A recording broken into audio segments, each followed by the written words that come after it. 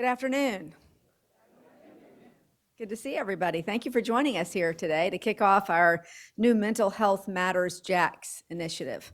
As many of you may already know, mental illnesses are very common in the U.S. It's estimated that more than 1 in 5 adults, roughly 58 million people, live with a mental illness. Mental health matters. It is just as important as physical health for a person's overall well-being.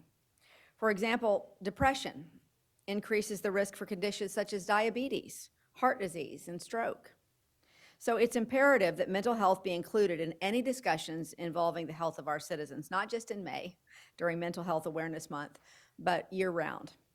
Mental health includes our emotional, psychological, and social well-being. It plays a major role in how we think, how we feel, and how we act. It can determine how we handle stress, relate to others, and what kind of life choices that we make. So very, very important that we address this. And no matter one's age, mental wellness is important from childhood, adolescence, adulthood, and of course through senior living as well. Many factors can affect someone's mental well-being at any given time.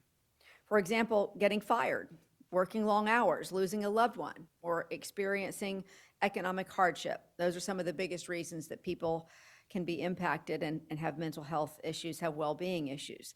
There are also many other routine causes that can take a toll as well. Mental and behavioral health illnesses have been an ongoing issue in the U.S., and Jacksonville is, of course, no exception to that. At 1,044 people for every 100,000, Duval County's hospitalization rate due to mental illness is 13% higher than the state average, according to the Florida Department of Health. With this growing need, we are launching 3 programs from the policy recommendations that our administration made and that City Council unanimously passed back in December. Each of these programs addresses a distinct mental health challenge. First, the United Way of Northeast Florida has reported, listen to this, a 75% increase in crisis calls to the 988 call center since just 2022. A 75% increase since 2022. Fortunately, they do a wonderful job of de-escalating those calls at a rate of 98.7%, and then they hand off the individual to the next appropriate level of care. Understanding the need for crisis de-escalation continues to rise. The city has provided additional funding to the United Way for adding additional folks. 2 additional crisis managers are going to be added to their team of 12. Second, the mental health crisis also involves our children, with pediatric and adolescent mental health an increasing concern among caregivers, educators, and healthcare providers as well. In fact, a national survey of 3,300 high schoolers conducted in the spring of 2020 found that 1/3 of students felt unhappy and depressed, much more often than not. Mental health issues in younger kids are also on the rise. Since the spring of 2020, mental health-related emergency department visits have increased 24% in children ages 5 to 11 and 31% for those ages 12 to 17, with 2019 according to CDC data nationwide. That's compared with 2019, rather, according to the CDC data.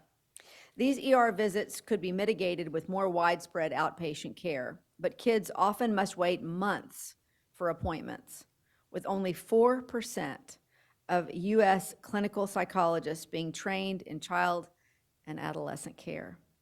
And of those who are trained, of that 4%, very, very few take Medicaid or any health insurance at all. This only makes wait times longer. So we're providing $430,000 in funding for Angel Kids Pediatrics, an organization that provides mental and behavioral health services for our youngest citizens while also addressing the social determinants of health. Their clinics are in underserved areas of our city. They are multilingual, and they always accept Medicaid. Third, and since mental health can affect all of us, it is important that the community at large recognizes the signs of mental illness and distress. To that end, we are launching Mental Health First Aid, a groundbreaking public education program that helps the general public identify, understand, and respond to signs of mental illness and substance use disorders. It will be managed, operated, and disseminated by the National Council for Mental Well-Being. This training program gives community members the skills they need to reach out and provide initial help and support to someone who may be developing a mental health or substance use problem or experiencing some other type of crisis. We're proud to support an organization that can help train an additional 1,500 community members on the signs and symptoms of mental illness. More information on each of these resources, as well as others, can be found on our new city website, jacksonville.gov/mental health matters JAX.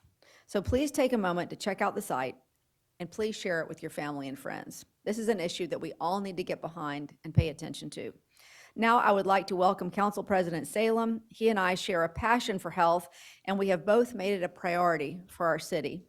I am truly grateful for his leadership and support of these programs that I just mentioned, in addition to the council folks, all of them, and the ones that are here today, Council members Lanin and Council member Boylan. Thank you so much for being here. Council President Salem, I'll turn it over to you.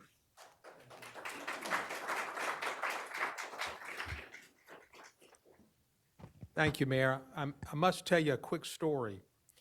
For the last 4 years of my time on the council, NAMI and someone very close to me, Pray Pass, would contact me on Mental Health Month. And we held a little photo op before the council meeting in the atrium. Took a quick picture. We would have the proclamation from the mayor in front of us, and that was it. And this year, they contacted your office and said, this is what we've done in the past, and instead of doing that, this is where we are today. So it just shows a different emphasis, and I appreciate that. I also wanted to recognize my colleagues here, Boylan and Lane, and appreciate y'all coming. As president of the council, I'm honored to be gathered with you today as we address the important topic of mental health. This important topic is one that I wanted to focus on during my term as president. As you know, May marks the Mental Health Awareness Month, and it is time when we can come together and shed some light on the challenges faced by individuals battling mental health issues. It is also a time for us to reflect on the commitment needed to support their well-being. In Jacksonville, we recognize the critical role that mental health plays in the overall community health of our community. That is why I'm so proud to be a supporter of the Mental Health Offender Program known as MHOP. And I also should tell you, Mayor, this program was birthed when your cousin, Tommy Hazouri, was president. Just to continue that story, I know you'll appreciate this. Tommy called me into his office when he became president, and he said, Ron, I want to do something on mental health. Don't know what it is, but I want to get credit for it. You're good at this. Go find something so I can take credit for it. God bless him. So I'm going to talk a little bit about the Mental Health MHOP. This program is a groundbreaking initiative aimed at providing vital support and resources to those in need, and is being recognized on a national level for its positive impacts it is providing. In fact, Dr. Colleen Bell, who works at Sulzbacher, the psychiatrist over there, one of the most wonderful people you'll ever meet, is traveling to New York City to receive an award from the American Psychiatric Association for her work on this program. Congratulations, Dr. Bell.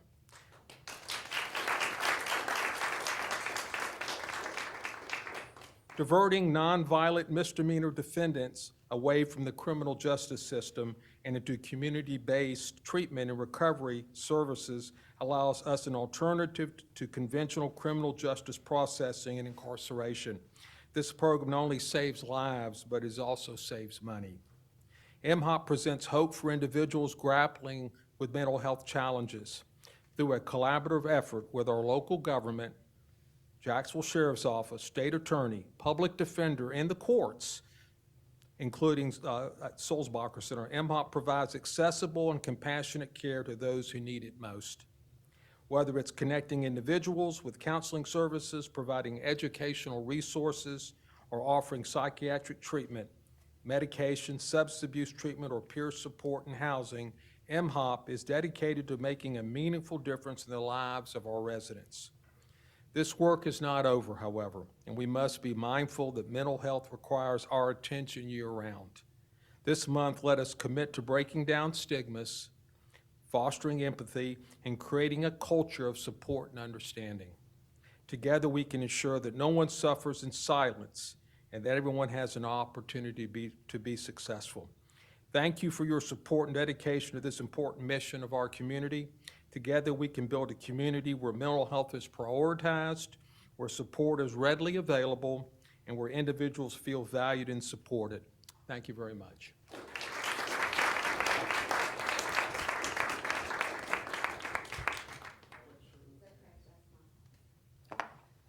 Thank you for those words, Council President Salem. And Mayor Deegan, thank you for your focus on health, but in particular mental health, because we all know that mental health matters, Jax. It really does. And for too long, we have put our mental well-being on the back burner, but not anymore, and certainly not anymore here in Jacksonville. The Mental Health Matters initiative is being kicked off in May during Mental Health Awareness Month, but will be something that we will continue to promote for weeks, months, and years to come. As the mayor stated in her remarks, we have a 13% higher hospitalization rate for mental illness compared to the rest of the state. We hear too often that people don't know where to go for help and that they can't find help in time. So we have developed a list of resources available in the community and will provide opportunities for folks to talk directly with experts who can help them find these resources during an upcoming phone bank that Director Lynn Sherman will share with you in a few minutes, and our wonderful website. I want to talk a little bit about the 988 number. How many folks actually know that there's a suicide hotline and it is 988? This number has been around since July of 22, yet a recent Pew Research poll indicates that only 13% of the adult population knows it exists and knows what it's used for. We need to change that, and change that here in Jacksonville in particular. The 988 Suicide and Crisis Lifeline, previously known as the National Suicide Prevention Lifeline, offers 24 hours a day, 7 days a week, call, text, and chat access to trained crisis counselors who can help people experiencing suicidal thoughts, substance abuse, and/or mental health crises, or any kind of emotional distress. Loved ones can also call, text, or chat these numbers for people that they care about who may be needing support. It is a confidential system as well, so you don't have to worry about other people knowing you called. It is an easy to remember number, 988, very easy to remember.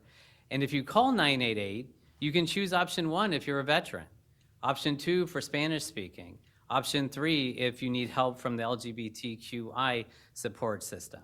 And once you call that number, 3 things happen. You'll be assessed with intervention, connected to resources, and have follow-up. So number 1, the assessment and intervention, you call 988, a crisis manager speaks to you and immediately assesses your situation regarding your needs and supports you until the crisis is de-escalated. Then they connect you to resources.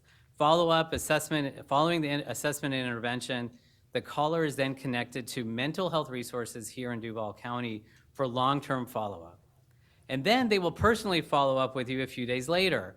After the crisis has been de-escalated, the 988 specialist will call you to make sure you did go see the resource that was available and to see how you're doing and if you need additional support.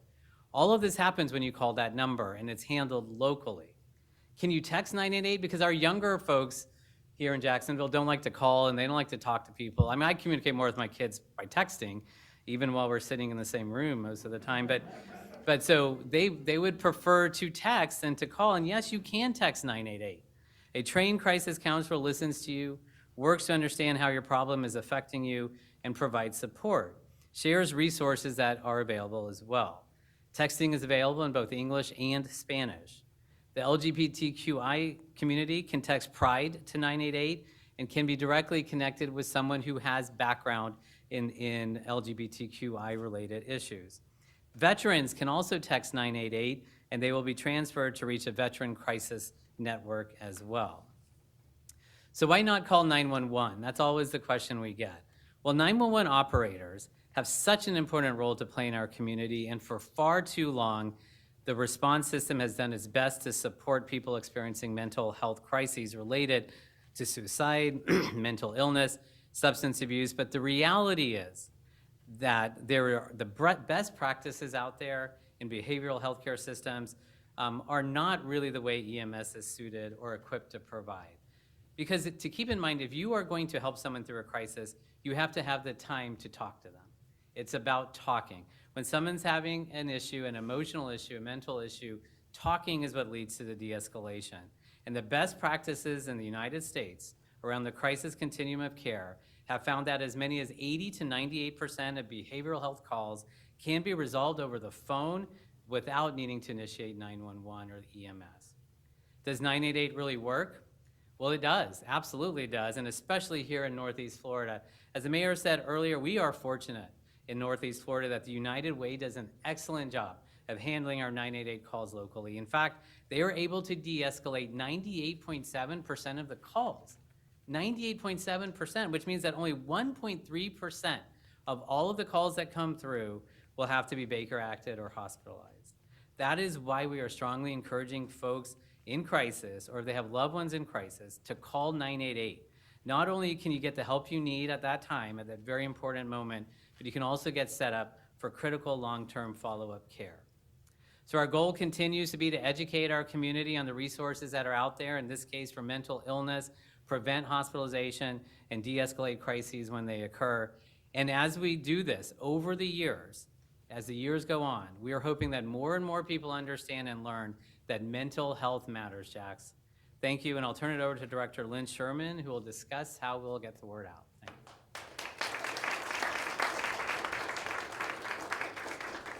Good afternoon. As we stand on the start of Mental Health Awareness Month, it's crucial, as you've already heard, for us to recognize the importance of reaching out for support when facing a mental health challenge.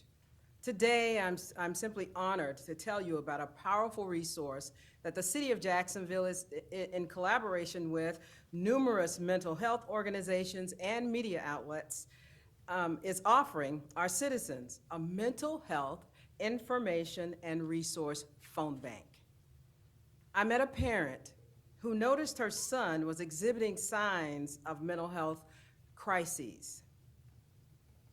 And that crisis included deep depression, profound. Concerned and unsure of where to turn, she reached out to the 988 crisis call line that a coworker told her about one day. With a feeling of nervousness and complete fear, she dialed the number anyway, hoping for guidance and support, with no other place to turn. On the other end of the line was a compassionate mental health professional ready to listen and ready to assist. Tomorrow, May 7th, from 7 a.m. to 7 p.m., our phone bank will be operational, providing you with direct access to mental health professionals who can answer your questions and help you identify resources for yourself and your family. Whether you're grappling with increased depression, anxiety, or suicidal thoughts due to life challenges, facing addiction issues, or simply seeking information, this phone bank is here for you. Our mental health professionals will connect you with a network of mental health organizations equipped to address your specific needs. From low cost to no cost clinical services and non-clinical resources, we will offer a comprehensive range of support options. Rest assured, all calls are confidential, ensuring your privacy and your comfort. But our commitment to supporting your mental health doesn't end tomorrow with the phone bank. I encourage you to visit the city's website at jacksonville.gov/mentalhealthmattersjax, where you'll find a wealth of local mental health resources and services and programs available to you this month and year-round. In times of darkness, it's essential to remember that help with it is within reach for all of us. Together, we can do this. Let us break the silence around mental health and embrace the support and resources available to us. Your well-being matters, and we're here to support you. Thank you, and we look forward to hearing from you tomorrow on the phone bank, and we look forward to you visiting our website at jacksonville.gov/mentalhealthmattersjax for activities throughout the entire month. Thank you.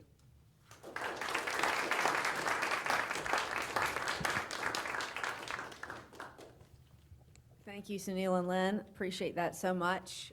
We are so excited to be able to continue to partner on this and to offer these services. I think it is, if you take a look back at what happened when we were enrolling folks in healthcare earlier in the year, astounding success. And the common denominator here is simple education.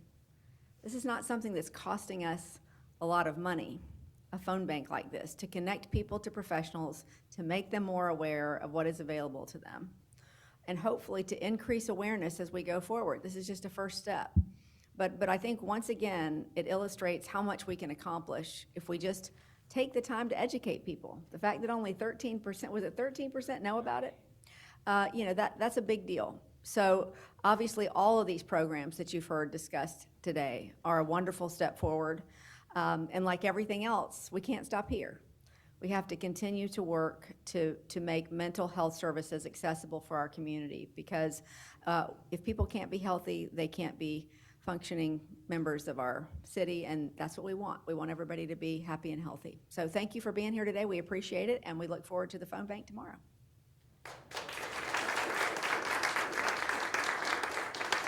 Anybody who has questions on this are welcome to ask. It's probably going to be Sunil or Lynn that will answer those questions. So if y'all want to come up for questions that anybody may have. I just have one. You talked about the 98.7% success rate. How do you determine that? What does it look like? What boxes are being checked saying this person has passed whatever threshold that we think they're going to be? So the success rate is based on when somebody calls 988 and the crisis manager being able to de-escalate that crisis to the point where they don't need to activate the emergency medical services or have the person go to the hospital. So by de-escalating, that's the success, right, at that moment in time, and then getting them set up for follow-up care, long-term follow-up with mental health resources. So even if they're de-escalated, then they still get that follow-up care? Absolutely, 100. That's the most important part of all of this. Is it's one thing to prevent that immediate reaction. It's a completely different thing to make sure that person is taken care of after they hang up the phone. Thank you. Janice here, Yes. Channel 4. In addition to the three-pronged approach that's going to happen this year, is this something that will now be an annual thing with this administration, and will it be built upon for the years So, to come? talking about mental health awareness, absolutely. So this is the kind of thing that we don't want to do just in May every year, right? So that's why I was mentioning weeks, months, years to come. The website, when you get a chance to look at it, is going to be a living document that we'll be adding resources to, updating resources. We actually have a mental health committee that helps Lynn and I do our work on a regular basis, who will allow us to update those resources as well. And so this is something we're going to be doing ongoing, and we hope that this is something that the city of Jacksonville will take seriously. Do you have the number for the funding for tomorrow? Not yet. We don't want to share the number until it's time for the phone bank to open, because we don't want people calling that number when it's not functional. Thank you, everybody. All righty, thank you.